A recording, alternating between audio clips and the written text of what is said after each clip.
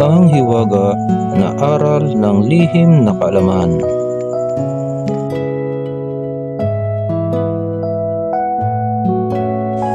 Kamusta mga kaibigan? At magandang araw at magandang gabi sa inyo. At muli, welcome sa hiwaga ng aral na kaalaman. Mga kaibigan at mga kapanalig na naniniwala sa usaping espiritual, kung hindi pa po kayo nakakapag-subscribe, ay pakipindot po ng subscribe button at ng notification bell para po updated kayo sa aking mga susunod na i-upload ng mga aral ng lihim na kaalaman. Mga kaibigan at mga kapanalig, muli po ako na may ibabahagi sa inyo na isang pangontra sa uri ng lason. Mga kaibigan, mainam na meron po kayo ng mga ganitong kaalaman, lalo na po at nasa ibang lugar kayo.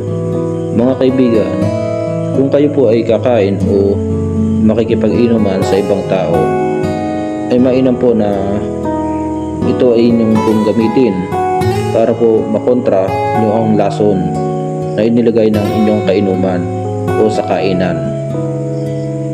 Mga kapanalig, hindi naman siguro lingid sa kaalaman nyo na marami na ang nabiktima ng lason na ginamitan ng orasyon o yung tinatawag na pitik sa alak.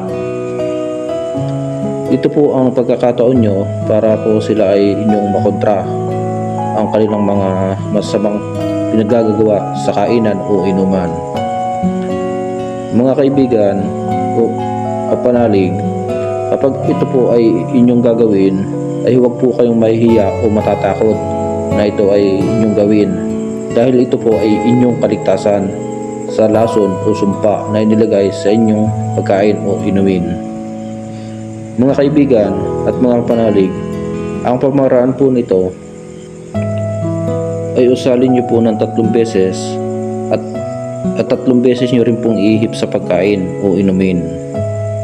At kung nasa inuman naman po kayo o pinatagay kayo, ay usalin nyo po ng 3 beses at 3 beses nyo rin po ihip ng pakros sa basong may alak, at mawawala ang bisa ng lason.